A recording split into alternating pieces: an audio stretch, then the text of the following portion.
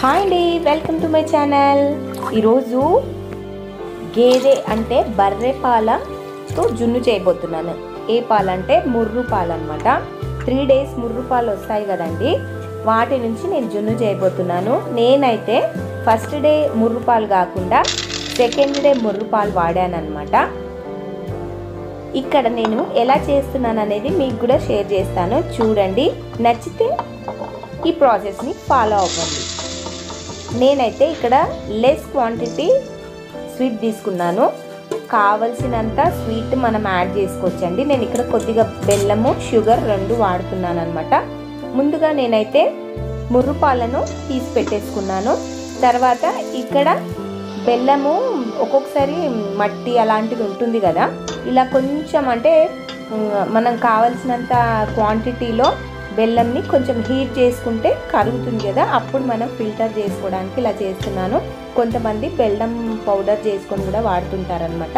ఇక్కడ నేనైతే కొద్దిగా మిరియాలు, యాలకులు, షుగర్ కలిపి పౌడర్ పట్టేసుకున్నాను. అది కూడా ఫిల్టర్ చేసి వేయొచ్చు, లేదంటే అన్నీ కలిపి బెల్లంలో కూడా కలిపి కొంచెం లిక్విడ్ లాగా చేసి ఆ లిక్విడ్ని కూడా ఫిల్టర్ చేసుకోవచ్చు. ఇక్కడ ఫస్ట్ డే ముర్రు పాలు అయితే 1 గ్లాస్ ముర్రు పాలకి 1 గ్లాసు నార్మల్ మిల్క్ కలుపుతారనమాట. థర్డ్ డే అయితే అసలు కలపాల్సిన అవసరం లేదు. ఇక్కడైతే నేను సెకండ్ డే కాబట్టి 1 గ్లాస్ మాత్రము నార్మల్ మిల్క్ కలిపాను 2 గ్లాసెస్ ముర్రు పాలకి.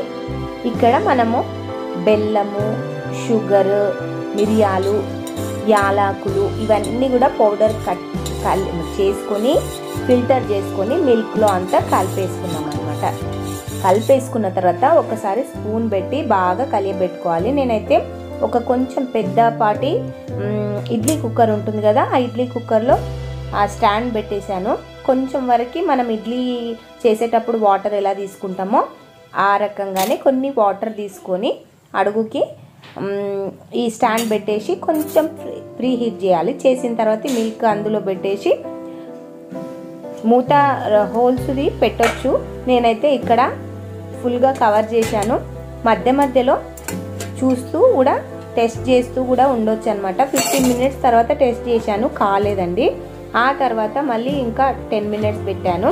ఇప్పుడు టెస్ట్ చేశాను అనమాట. అయితే జున్ను మొత్తము ఉడికిపోతే నైఫ్ పెడితే కేక్ ఎలా అవుతుందో అట్లా పాలు అంటది అనమాట నైఫ్కి. ఇక్కడైతే కాలేదు కాబట్టి అంటే ఒక్కొక్కసారి కొన్ని పాలు 45 minutes 1 hour దాకా కూడా వండుతారనమాట. అంటే పెద్ద హై ఫ్లేమ్లో పెట్టకూడదు, మీడియం ఫ్లేమ్లో పెట్టి వండుతుండాలి. ఒక్కొక్కసారి హీట్లో ఇట్లా ఊగుతున్నట్టే అనిపిస్తుంది, కానీ కుక్ అయి ఉంటుంది అనమాట.